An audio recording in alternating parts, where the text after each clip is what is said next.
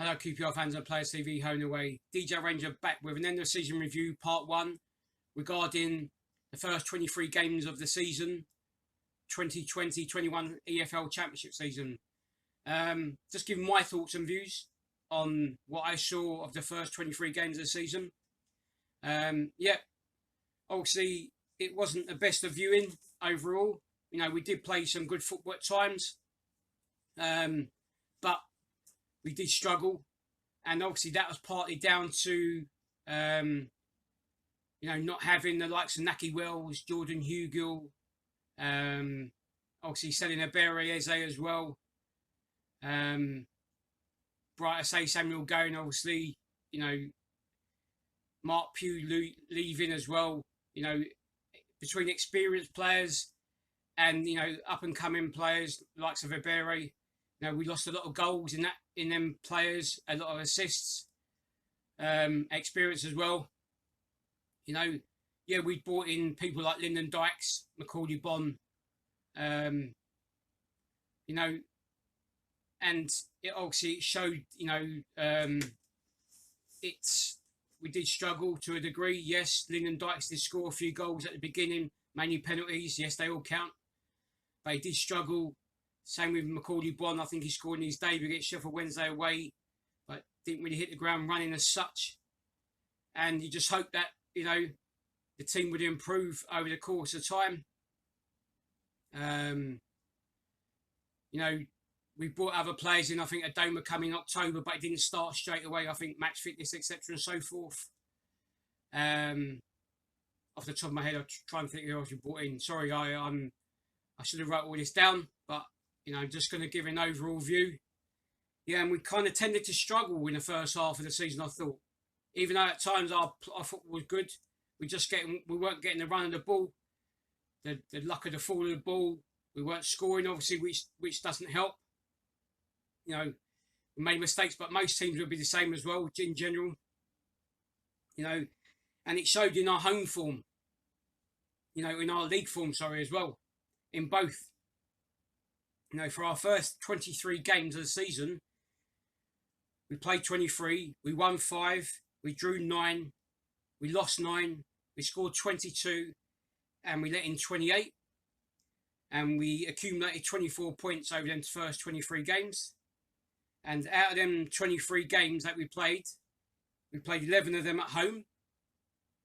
We won 3, we drew 4, we lost 4, we scored 12, and we let in 13, and we accumulated 13 points at home from our 11 games at home.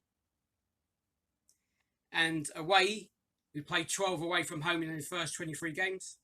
We won 2, we drew 5, we lost 5, we scored 11, and we let in 17. And obviously we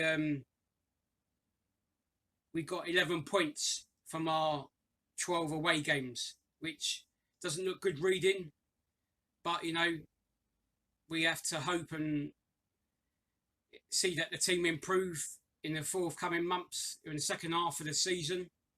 And obviously as well, out of them 23 games that we played, first 23 games, we kept 2 clean sheets at home and 3 clean sheets away from home. And we failed to score in 5 home games in the first 23 games and 3 away games. So that was obviously not good. But, we have to try and work on these things and hope the second half of the season improves for us. Which I'll get into very shortly, ladies and gents. Watch out for part 2 coming shortly. Hello QPR fans and Players TV, home and away. Deejay Ranger back with an end of season review, part 2, for the second half of QPR's 2020-21 season in the EFL Championship division. So carrying on from our second half season report, ladies and gents. We finished off with a win at Luton where Charlie Austin scored on his debut back again for us in his second spell. We won the game 2-0.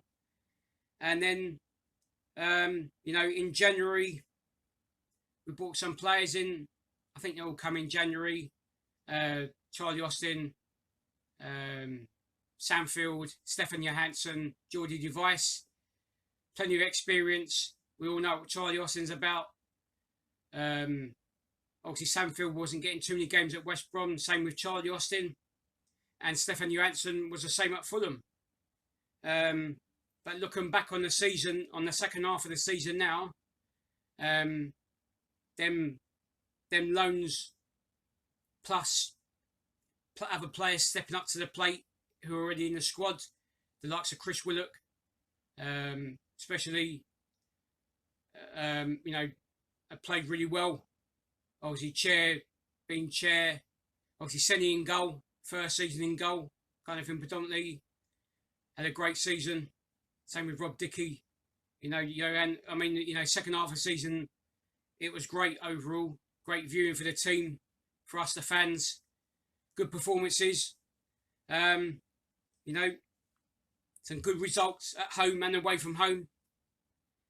And, you know, looking back on it, you know, obviously in the first half, had we picked up some more points, you know, we could have possibly been in a playoff position, but a lot of teams can say that as well, for the exception of the ones near the top or down near the bottom, because they won that many games where they are in the top 6 or the bottom 3, or lost to be in the bottom 3. You know, yeah, we can all look back on certain games off the top of my head. I can just think of games like where we look comfortable, look as if we were going to get something from the game, and we either lost or we drew. Wickham away, Birmingham away were 2 games, prime example. But you've got to see out the game, ladies and gents. Unfortunately, we didn't. You know, we can't dwell on that.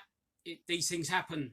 You know, whether it's bad mistakes by us or good play by the opposing side, that's part and parcel of football, I'm afraid. But yeah, it was a great second half to the season. Some great performances by the players and the team in general. And it showed it in our form.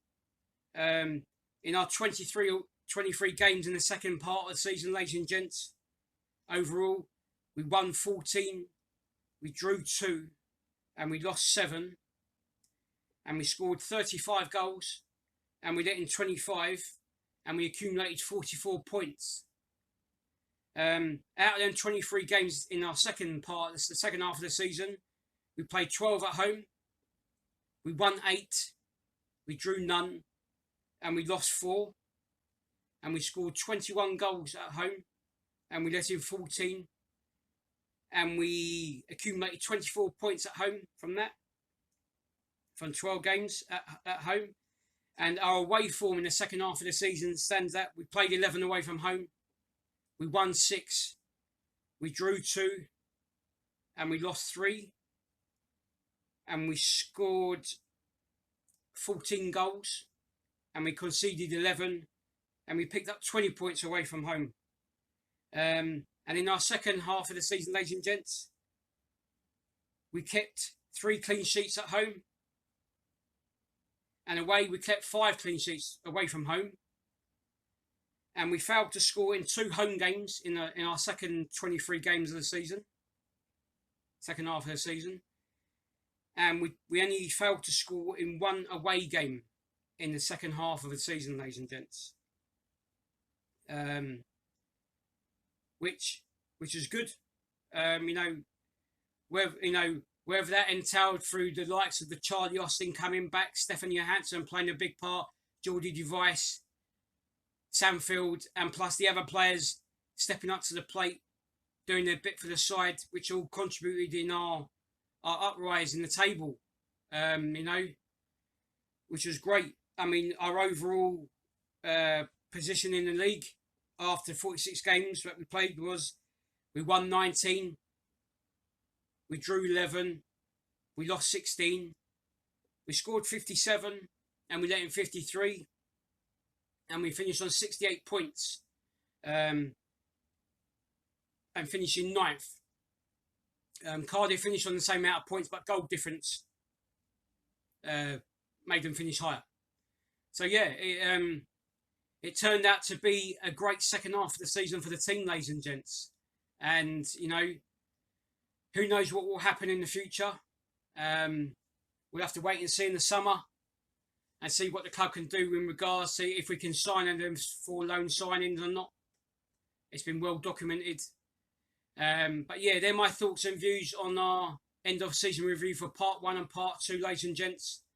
There will be some questions for you, so look out for them to give your thoughts and views on the questions and your end of season review too, ladies and gents. That's it myself, Deejay Ranger, for QPR Fans and Players TV Home and Away, with an end of season review for QPR FC's 2020-2021 EFL Championship season.